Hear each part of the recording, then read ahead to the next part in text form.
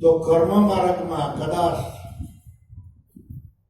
આપણને માયા લૂંટવી હોય તો લૂંટી લે, કોઈક જગ્યાએ મોહ પામો,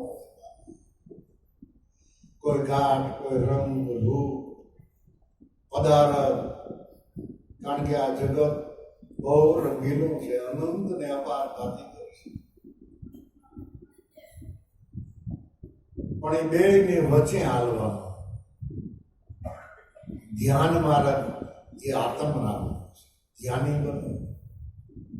એટલે જ આપણા વેદમાં મહાપુરુષોએ સાદી ભાષામાં કહી દીધું કે ધ્યાન મૂળમ ગુરુ મૂર્તિ. ગુરુની મૂર્તિને આપણા હૃદયમાં રાખી એના ધ્યાની બનો. એના ધ્યાની બન્યા પછી ધ્યાન મૂલમ ગુરુ મૂર્તિ, પૂજા મૂલમ ગુરુ, એના ચરણની સેવા. ચરણ ધોય ને ચરણામાં મંત્ર મૂલમ ગુરુ ધામ. એ મહામંત્ર જે સદગુરુ આપે એમાં પરિબ્રહ્મ પરમાત્માનો બોલ કોલ છે કે મહામંત્રને સિદ્ધ થઈને જો પડો તો જરૂર તમે પદને પામો, એવો એનો કોલ છે.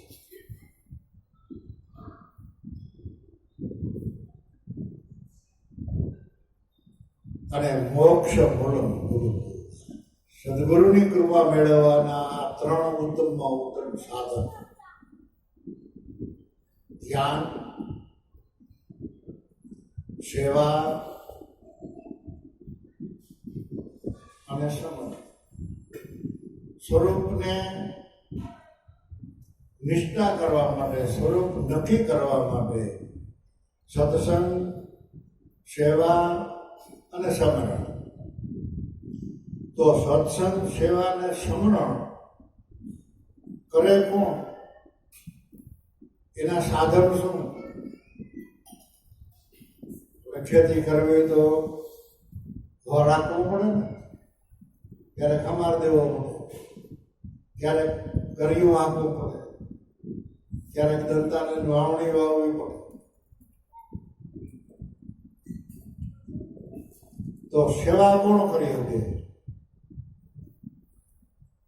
કે જેનામાંથી દેહ ભાવ મટી જાય અને દેહથી જ સેવા થાય. સેવાથી જ દેહ ભાવ મટે, દેહ ભાવ મટે તો સેવા કરી. એ બે અરસપરસ છે. પણ હું થોડો ઊભો થાઉં, હું પાણી પાઉં કોઈને, ભાઈ હું પીર હું, એવું આપણે કાંઈ કરવું. હા, હું આટલું આવે છે ને ત્યાં સુધી આપણે સેવા તો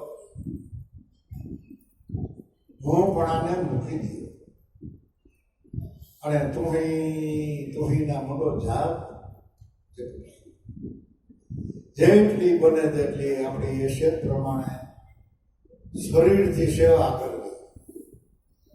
શરીરથી સેવા કરવાથી આપણું અભિમાન ગળી જાય.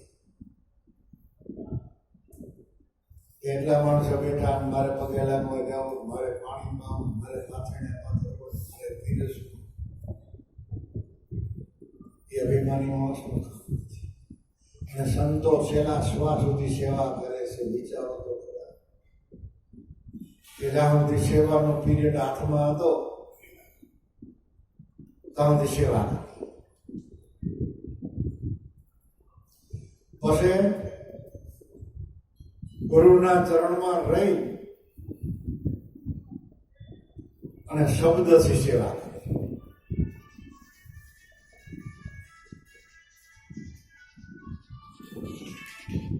પછી કોઈ પણ ભૂલેલા હોય, કોઈના મનમાં કઈ સંશય હોય, ભ્રમણા હોય અને ધ્યાનથી જો સાંભળે તો ગુરુના ગુણ જે ખાલી ગેલે વાણીમાં ગવાતા હોય એમાંથી એને માર્ગદર્શન મળે. એ એક ઉત્તમમાં ઉત્તમ સેવા છે. તો એવી સેવા શા માટે કરે છે કે ઘટોઘટમાં એના ગુરુના દર્શન કરે છે. ગુરુની સેવા કર્યા વિના આપણે બહાર પડીએ.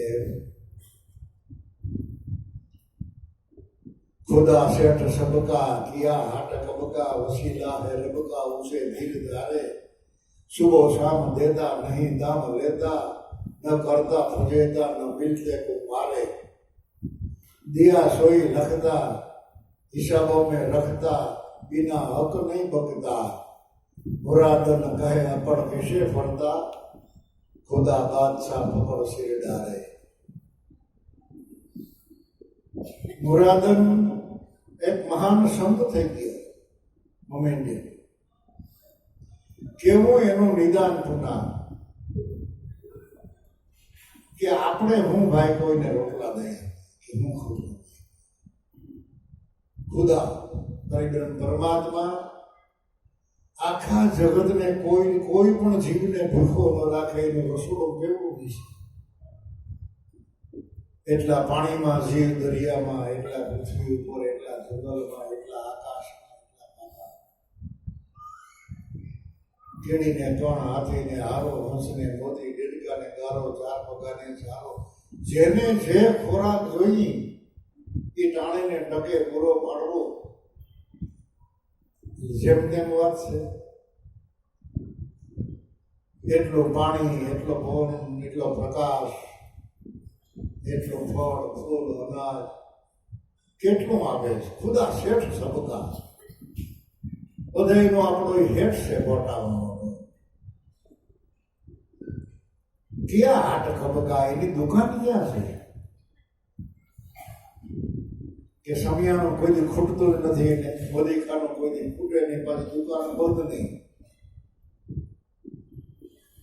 ક્યાં હાટ ખબકા, વસીલા હે રબકા. રબ એટલે ખબર, બોલે અહીંયા થોડાક વાળ રાખી એને રબકી એની.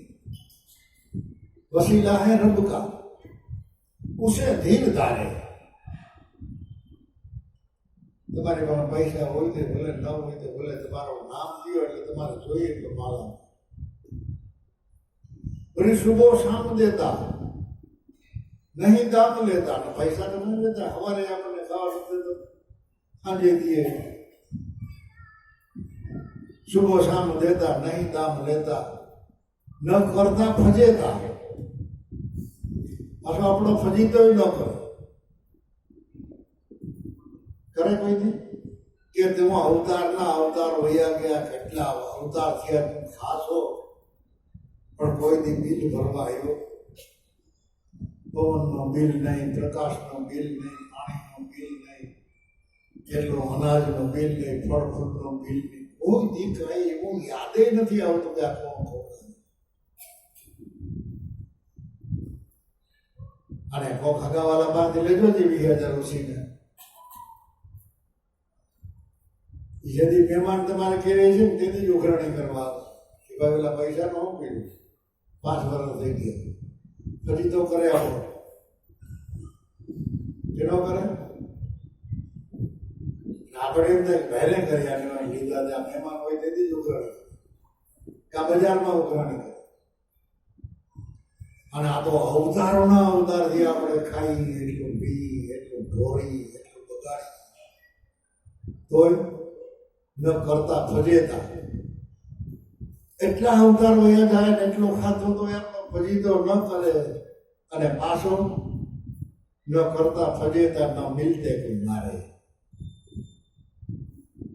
મુરાદ કે એવો દયાળુ આ જગતમાં કોઈ છે નહીં. તમારા ગમે એટલા અવતાર વયા ગયા હોય ને અંતે તમે એને મળવા જાઓ, પાછો માર્ગ મળી જાય તમને, કોઈ એવા સંત મળી જાય, સદગુરુ મળી જાય, અને એના કહેવા પ્રમાણે તમે માર્ગે ડગલા ભરી અને એને મળો તો 2 ડગલા હામો આવે કે આવો આવો. અને વાતે ન ઉખેરે તે એટલા વરદિયા ખાધું મારું, એટલી તો મોજ આનંદ કરસ. આ પ્રતાપ કેનો છે તને કોઈ યાદી એને ન કહો, મારી નથી. સુબહ શામ દેતા, નહીં દામ લેતા, ન કરે ફજેતા, ન મિલતે કો મારે. એ હવે તો કોણો પડે તોય કોઈ દી કોઈ ઉપર, પશુ પક્ષી માનવ દાનવ કોઈ ઉપર કોઈ દી ક્રોધિત થતો નથી. સદાય આપણાથી એમ કહેવાય જાય જગતમાં કે ફલના ભાઈને ભગવાન પ્રસન્ન થયા, ખ્યાલ કરી દીધો. ત્યારે કોઈ સંતોએ એવો એને સામો જવાબ આપ્યો કે ભગવાન પ્રસન્ન તો થયા,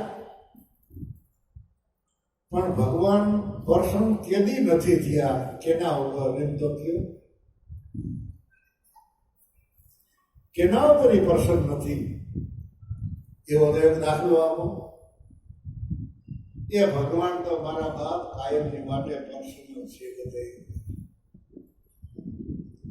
કોઈ ઉપર એને ખાર નથી, ખેદ નથી, હક નથી, તક નથી, જાત નથી, વરણ નથી, સગવડતા ઓછા વધતી એને કઈ લેવા દેવા નથી, રૂપ રંગની હારે કઈ લેવા દેવા નથી, જાત વર્ણની હારે કઈ લેવા દેવા નથી, કોઈ વિસ્તારની એને લેવા દેવા નથી. નવે ખંડમાં ગમે એ ખૂણામાં તમે ભજન કરો ત્યાં ઉતારો નહીં.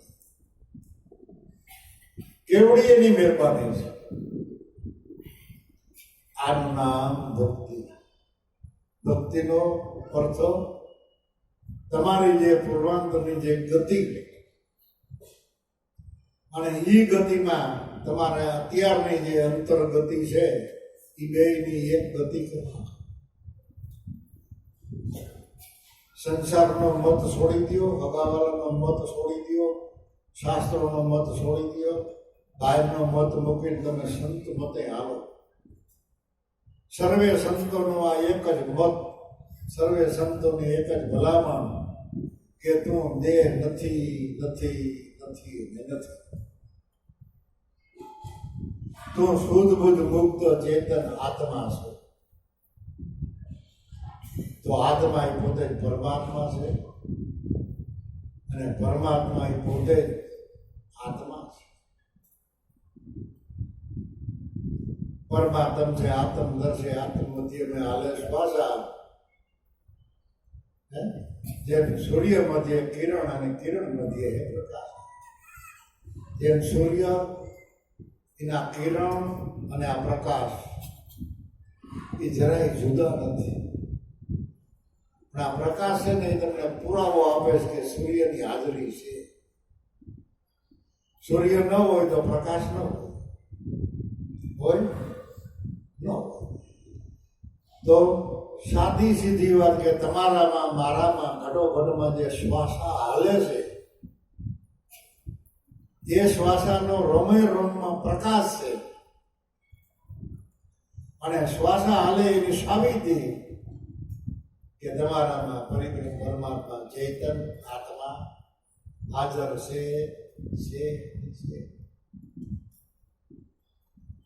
કારણ કે જે સત્સંગની વાત કરો છો એ સત અત્યારે અહીંયા હાજર હોય એનું નામ સત્ય.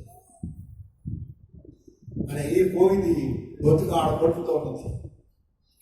ભગવાન હતા એમ ગુરુ બાળકોથી ન કહેવાય. જગત ભલે ભગવાન હતા એમ કયો તો એની પાછળનો જવાબ શું આવ્યો કે અટાણે નથી. તો કેમણા ગયા? એ કાયમની માટે છે. પણ ઓળખવા વાળા એને ઓળખી લીધા અને જેણીએ ઓળખાય એને લાડ લડાવ્યા, એને સેવા અને એના ચરણમાં રહેવા માટેની પોતે કોશિશ કરી. આધીનતાથી, શુદ્ધ હૃદયથી, પવિત્ર ભાવથી. આપણામાં ભાવ અને પ્રેમ હોય પણ ભેરી થોડીક જો સતુરાય હોય ને તો એ નડાય. તુલસીદાસ મહાત્માએ તો એમ કહી દીધું કે સતુરાય તારી સુલામાં પડી, ધિકાર તેરો આચાર, તુલસી સત્ય ભક્તિ સમજા વિના. સારો વર્ણ હોય ને તો એ સીમા.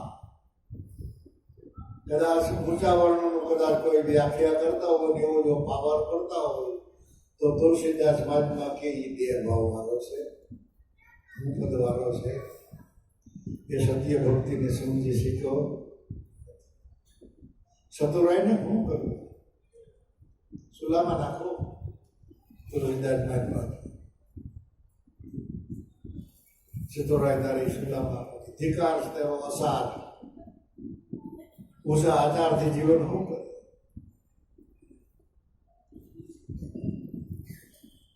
આધીનતાથી જ પરિબ્રહ્મ પરમાત્મા આપણને ચરણમાં રાખે. એ સિવાયના બીજા કોઈ સાધન નથી. પ્રેમ, શુદ્ધ ભાવ, આધીનતા અને દ્રઢ વિશ્વાસ મકામ તેને પ્રતિ કોઈ દી ડોલે નહીં. બાકી જગતના વ્યવહારમાં તો આપણે રહેવું પડશે. સારા હાથા હલકા ભારી બધા પ્રસંગ ઉકેલવા પડશે. પુરુષાર્થ ધંધો પણ કરવો પડશે. ધંધામાં આળસ ન કરવી. આ દેહનો મોહ નહીં રાખવાનો. પસાડી નાખો દે એને પુરુષાર્થ ધંધા. એટલે કોઈથી કોઈને આપણે આઠાના લેવાનો બરાબર. અને એમ કઈનું સંતોષ મહાપુરુષો આજ ઉપદેશ લઈને સીધા આસન ઉપર બે નથી ગયા. ઉગારામ દાદા, ધર્મ બાબા, લવ દાદા, હરિરામ બાબા એ હતા નહોતા થઈ ગયા ત્યારે એ પદને પામ્યા. પણ સંતો મહાપુરુષોમાં એટલી જબરજસ્ત સમજણ સેવાય કે એને જે કાંઈ સંકટ પડ્યા એનું કોઈ દી એને ક્યાંય જાહેરાત કરી નથી અને કોઈને કહ્યું પણ નથી. એ બધા એને ભોગવી લીધા પ્રાઇવેટ. પણ જે અખંડ સુખ મળ્યું ગુરુ દ્વારા, ગુરુ કૃપાથી, એ સુખમાં બધીને ભાગ આપ્યો કે બાબા ભક્તિ કરો, કોઈ સંતને સેવો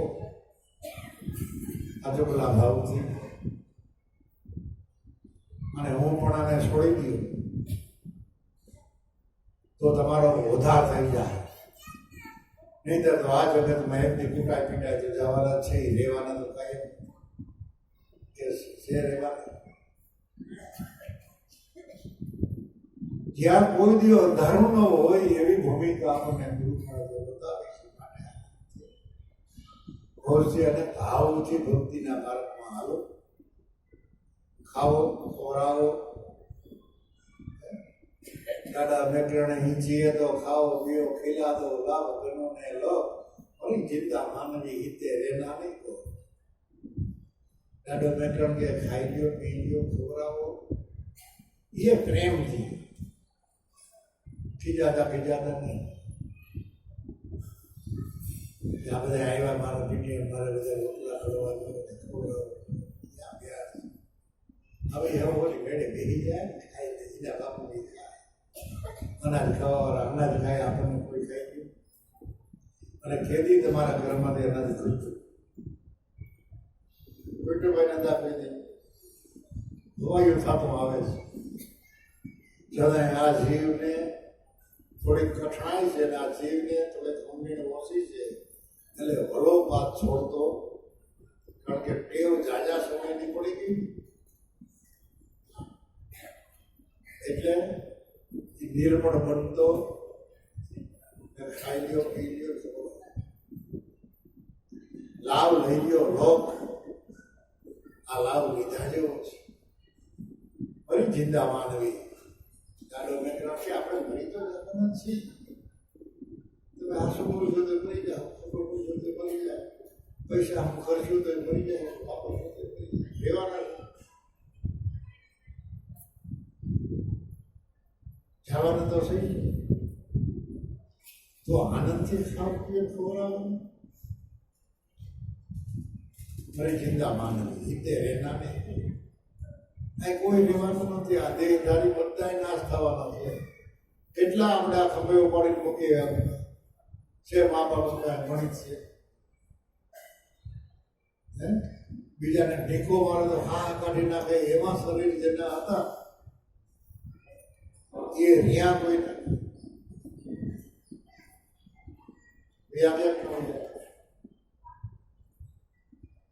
એટલે જિંદા દાદા સુધી જીરવીએ. દાદો મેકરણી છીએ તો જિંદા તા સુધી જીરવીએ, રખીએ સતર જેસા શેણ, મરી જિંદા માનવી રૂજા ભલા જાવે. તો કહ્યું કે જીવીએ ત્યાં સુધી ભગવાન જ્યાં સુધી આપણને જીવવા દે ત્યાં સુધી બીજાને દુઃખ લાગે એવું મોઢામાંથી બોલવું નહીં. તમે બોલો એટલે તમારા શબ્દો મીઠા હાકર જેવા લાગવા જોઈએ અને દ્રષ્ટિ અમૃત જેવી લાગે. જીતા દાણથી નિરવીએ રખીએ સકલ જેસા શેર. મરી જીતા તો માનવી, મરી તો જવાના છે, પણ રૂજા ભલા જાવેણ. કોઈ એવા મહાપુરુષોના શબ્દો હોય છે ને એ વેણ પીડ્યા રહે, બાકી દેહ તો એટલે દેહ વાળો છે કે આત્મા. મને તો એમ લાગે છે એકલો બેઠો બેઠો ક્યારેક ક્યારેક વિચાર કરતો હોય, માણસને દેહની એ પડી નથી અને આત્માની એ પડી નથી. દુનિયાને નહીં હો, આપણે આપણા ઘરમાં જ કપાલ. આપણી મા હોય, આપણો દીકરો હોય, આપણો ભાઈ હોય, આપણી પત્ની હોય, એને નથી દેહની પરવાર કે નથી આત્માની. એને તો એના હવા નથી જરૂર છે. એટલે આત્મા હોય દેહને કોઈ સમજી રાખે. તમે દેહ વાલો હોય તો રાખો, મૂકી દો પ્રકાર કઈ મગર બધી કરી રાખે કોઈ દેહ નથી રાખવું ને. અને આત્માની હાજરી હોય ત્યાં હક દે કોઈ ખાવા બેહો તો એનું ખેરે નથી. એ આ બધી માતાજીને ખબર ભલું કરે માતા.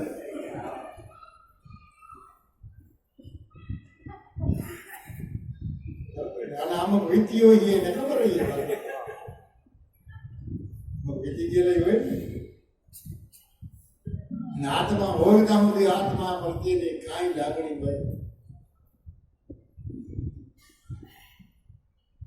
અને જીવ વયો જાય એટલે બોલો વાત કરવાનો. એનું બિશાળાનું હું થયું છે. સ્વર્ગમાં ગયો કે નરકમાં ગયો કોઈની પેટમાં નથી પડતો. એની માટે શુદ્ધ પવિત્ર મારા જો આપતા હોય તો સંતો જય ગુરુદેવ.